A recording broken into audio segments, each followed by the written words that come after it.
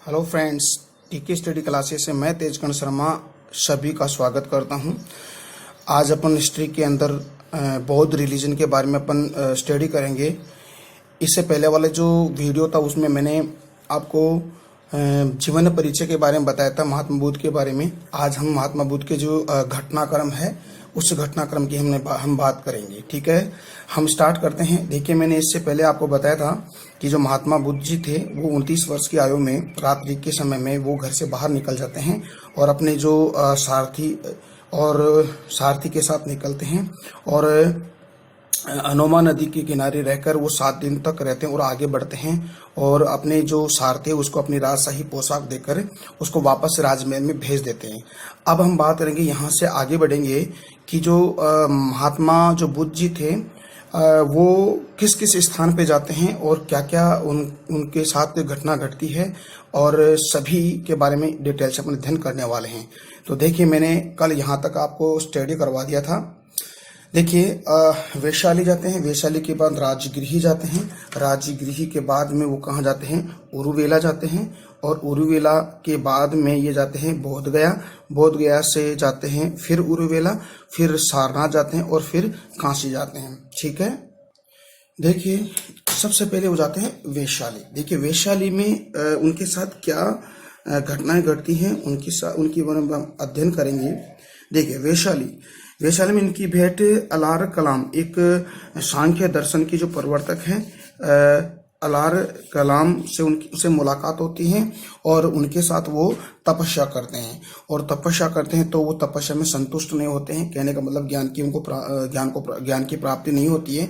फिर वो वहां से निकल जाते हैं। कहा जाता है कि ये महात्मा बुद्ध के प्रथम क्या थे, गुरु थे। तो ये बहुत इंपॉर्टेंट है कि वैशाली में जाकर उसने अपना पहला गुरु किसको बनाया था, अलार कलाम नामक एक सन्यासी को अपना गुरु बनाया था। लेकिन यहाँ से वो क्या है कि संतुष्ट नहीं होते हैं तो फिर वो आगे बढ़ते हैं। आगे बढ़ने के बाद में ये जाते हैं राजगृह के अंदर। राजगृह में होता क्या है कि राजगृह में उनकी मुलाकात रुद्रक रामचंद्र नामक एक सन्यासी से होते हैं और कहा जाता है कि ये महात्मा बुद्ध के दूसरे गुरु थे। देखिए स्टूडेंट, मैं जो महात्मा बुद्ध बोल रहा हूं तो अभी इसी वक्त ये महात्मा बुद्ध नहीं है, ये तो अभी तक तो सिद्धार्थ हैं। जब उनको ज्ञान की प्राप्ति हो जाएगी तब जाके उनका नाम महात्मा बुद्ध पड़ेगा। तो मैं इसको बोल रहा हूं तो थोड़ा इसको भी आप ध्यान रखिएगा। तो ये दूसरे महात्मा बुद्ध के क्या थे, ये दूसरे गुरु बने। तो ये यहाँ पर भी महात्मा बुद्ध संतुष्ट नहीं होते हैं तो वहां से भी वो चले जाते हैं और आगे की तरफ बढ़ते हैं। फिर वो देखिए कहाँ जाते हैं, 3rd नंबर पे, यानी तीसरा स्थान उनका है कौन सा, उरुवेला। ओके, अब देखिए उरुवेला में एक बहुत बढ़िया बात होती है उनके साथ। उरुवेला जाते हैं और उनको 5 ब्राह्मणों से मुलाकात होती है। देखिए 5 ब्राह्मण कौन कौन से, मैं ये जो 5 ब्राह्मणों के नाम बता रहा हूँ आपको कहीं किताबों में नहीं मिलेंगे, फिर भी मैंने कहीं से भी इनके नाम एकत्रित किए हैं, जुटाए हैं और आपको मैं बता रहा हूँ। देखिए, पहला है अंज, दूसरा असजी, तीसरा वप, चौथा भद्दिक और लास्ट है कौडिनी। ये 5 ब्राह्मण। ओके, तो इन 5 ब्राह्मणों से मुलाकात होती है और ये 5 ब्राह्मण और सिद्धार्थ मिलकर कठोर तपस्या करते हैं, यानी कि 6 साल तक बहुत कठोर तपस्या करते हैं। और 6 साल बाद में क्या होता है कि महात्मा जो बुद्ध जी हैं उनका शरीर बहुत ही कमजोर हो जाता है, बहुत ही दुबला पतला हो जाता है। लेकिन उनके साथ एक बहुत बड़ी घटना घटती है, क्योंकि उर्मिला के एक सेनापति थे और उस सेनापति के एक पुत्री थी। उस पुत्री का नाम था सुजाता। इस सुजाता ने महात्मा बुद्ध को तपस्या करते हुए देखा और जब उनका शरीर कमजोर हो गया तब उनसे देखा नहीं गया और वो क्या करती है कि महात्मा बुद्ध के लिए खीर बना के लेके आती है और खीर बना के लेके आते हैं और अपने हाथों से क्या करती है, महात्मा बुद्ध जी को खीर खिला देती है। तो महात्मा बुद्ध जी को जब खीर खिलाती है तो अन्य जो 5 ब्राह्मण हैं उनके विचारों में थोड़ी मतभेद हो जाता है कि वो एक औरत से वो खीर खा लेते हैं तो हमारी भी तपस्या क्या हो गई है, भंग हो गए। तो महात्मा बुद्ध से ये पांचों ब्राह्मण क्या करते हैं, नाराज हो जाते हैं और नाराज होकर कहाँ चले जाते हैं, सारनाथ चले जाते हैं। और सारनाथ जाने के बाद में महात्मा बुद्ध जी भी यानी कि सिद्धार्थ भी इस उरुवेला को छोड़कर ये भी कहाँ चले जाते हैं, बोध गया चले जाते हैं। आगे की बात करते हैं।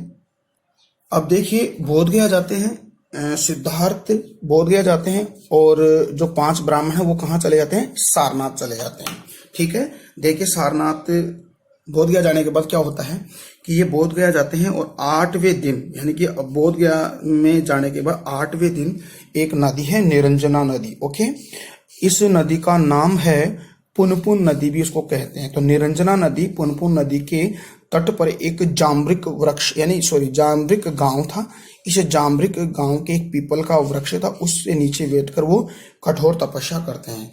और जब कठोर तपस्या करते हैं, बड़ी साधना करते हैं, तो उनको 8वें दिन, ठीक है, ये बहुत इंपॉर्टेंट है, 8वें दिन और समय क्या था, वैशाख पूर्णिमा का दिन था। 8वें दिन और वैशाख पूर्णिमा का दिन था। उस वैशाख पूर्णिमा को महात्मा जो बुद्ध है उनको क्या हो जाता है, ज्ञान की प्राप्ति हो जाती है।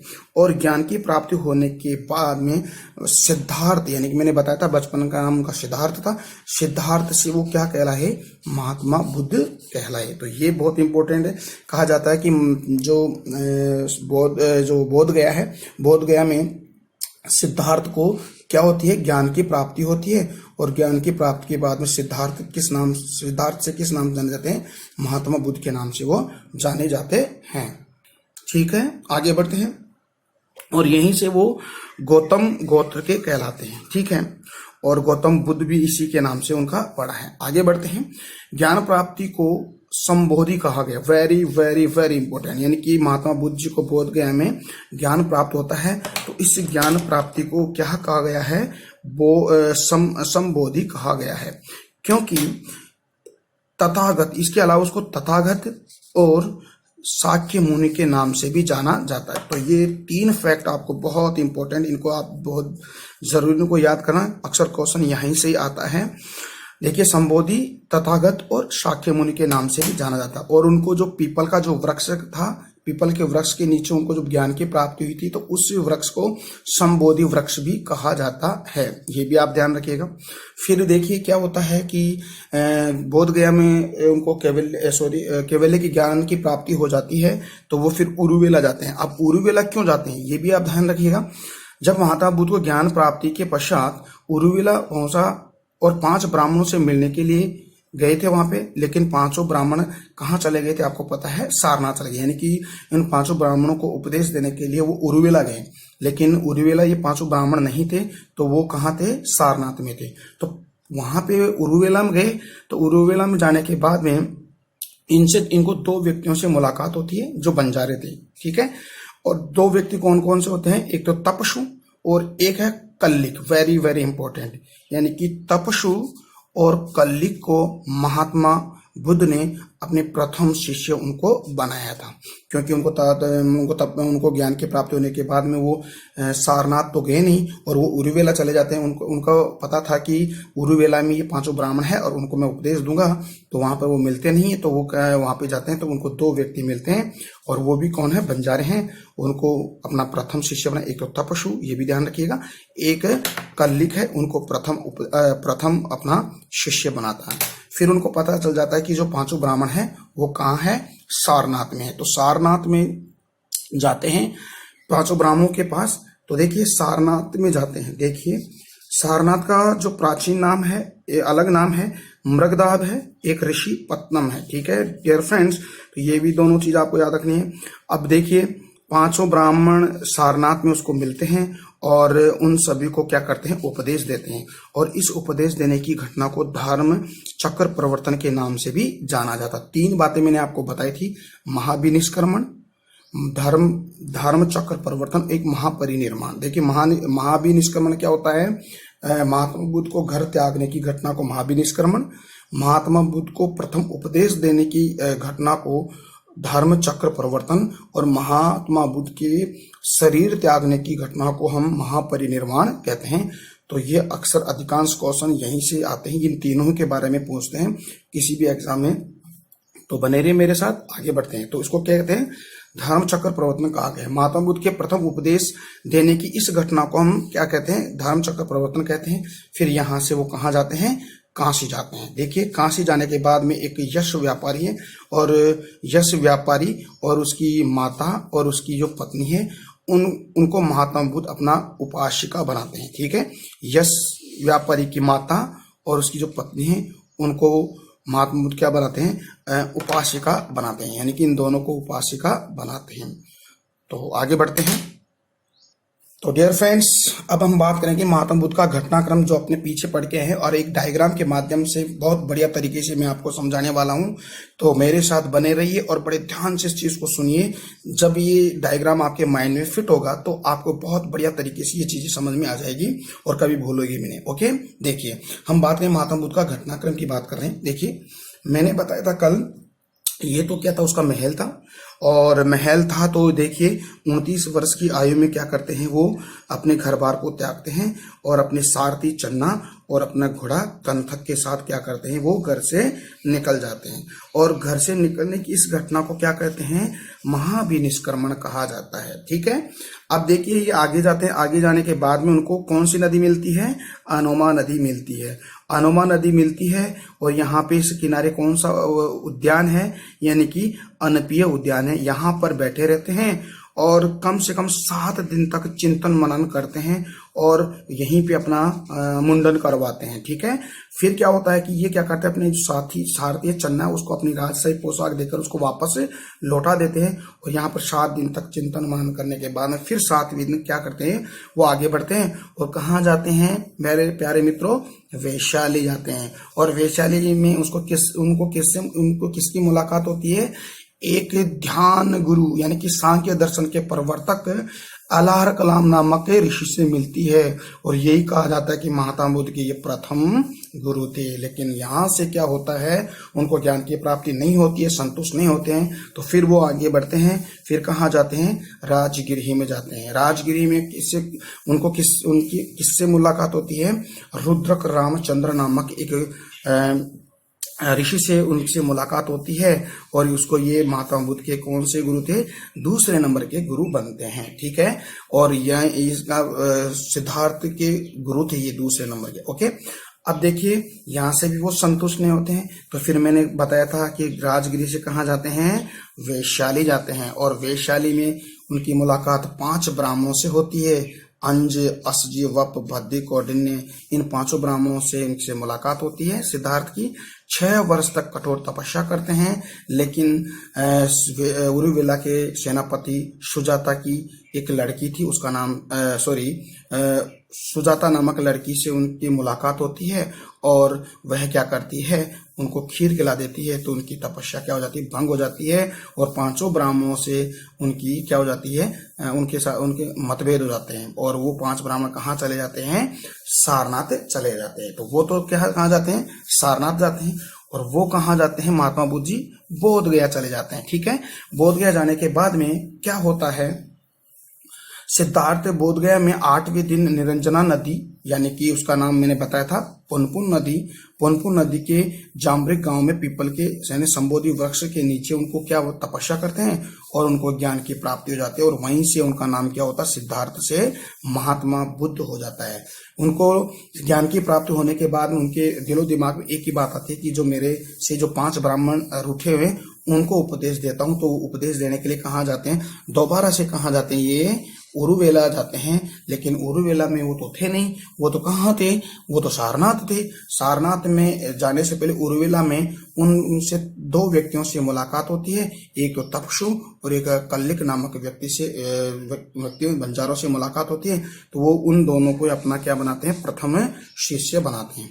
फिर वो जाते हैं कहाँ, उरुवेला से कहाँ जाते हैं, देखिए ज्ञान प्राप्ति के बाद महात्मा बुद्ध उन 5 ब्राह्मणों से मिलने गए, लेकिन वहां पर वो नहीं मिलते हैं। फिर वो कहाँ जाते हैं, सारनाथ जाते हैं। सारनाथ में जाने के बाद में क्या होता है कि उन 5 ब्राह्मणों को क्या करते हैं, उपदेश देते हैं। ठीक है, और उपदेश देने की घटना को हम क्या कहते हैं, धर्म चक्र प्रवर्तन के नाम से जानते हैं। और वो 5 ब्राह्मण मैंने बताया था, अंज, असजी, वप, भद्दिक, कौंडिन्य नामक ये 4-5 ब्राह्मण हैं। ये बहुत इंपॉर्टेंट, इनको आप ध्यान रखिए। इनको क्या करते हैं, ज्ञान उनको उपदेश देते हैं। तो इस घटना को धर्म चक्र प्रवर्तन के नाम से भी जानते हैं। फिर ये कहाँ जाते हैं, सारनाथ से कहाँ जाते हैं, काशी जाते हैं। और काशी जाने के बाद उनसे किससे मुलाकात होती है, एक यश नामक व्यापारी से मुलाकात होती है।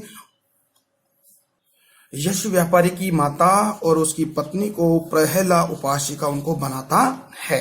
अब देखिए काशी से वो आगे बढ़ते हैं। यहां तक मैं अपने पढ़ लेता, अब आगे की घटना की बात अपन आगे करते हैं। अब देखिए काशी, यानी कि काशी कहाँ है, बनारस उत्तर प्रदेश में। अब यहाँ से वो कहाँ जाते हैं, फिर दोबारा से कहाँ, सारनाथ में जाते हैं।